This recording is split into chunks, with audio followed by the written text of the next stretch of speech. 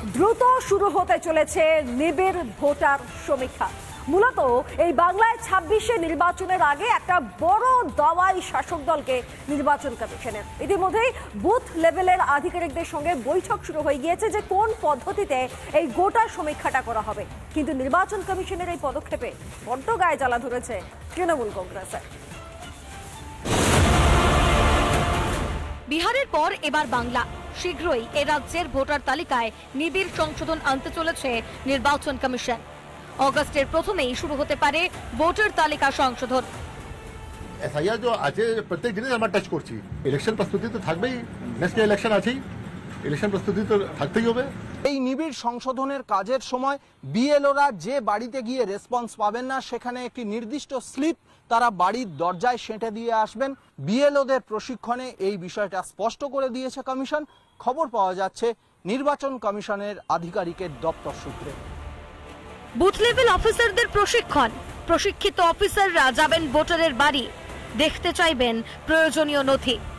বাড়ি তালা বন্ধ থাকলে সেই বাড়িতে মোট 4 বার যাবেন বিএলওরা।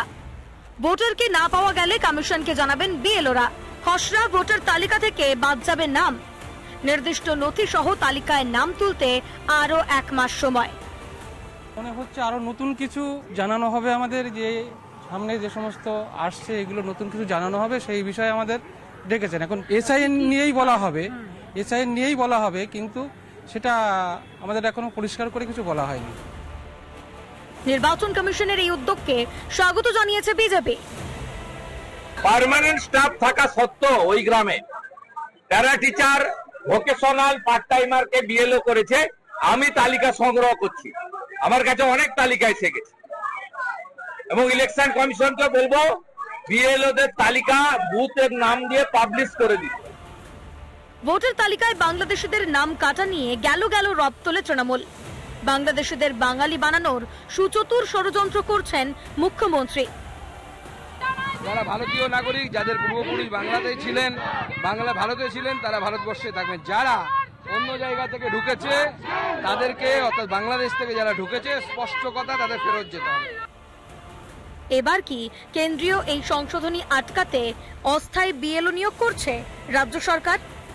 অস্থায়ী কিছু বিএলও থাকে তাহলে আমার মনে হয় থাকা যাবে কি যাবে না এই নিয়ে তর্ক হতে পারে, কিন্তু যদি থাকে তাহলে কিন্তু কোনোভাবেই যে আসল উদ্দেশ্যটা সেটা কিন্তু কোনোভাবেই বিঘ্নিত হবে না। বিহারে ভোটার তালিকায় সংশোধন এনে প্রচুর ভুয়ো ভোটারের সন্ধান পেয়েছে নির্বাচন কমিশন। সেই মতো নতুন তালিকা প্রস্তুত করার কাজও প্রায় শেষের পথে। শুধু এই রাজ্যেই নয়, দেশের একাধিক রাজ্যে হবে তালিকা সংশোধন। তাতেই গায়ে জ্বালা বেড়েছে ইন্ডি জোটের শরিকদের। রিপাবলিক বাংলা।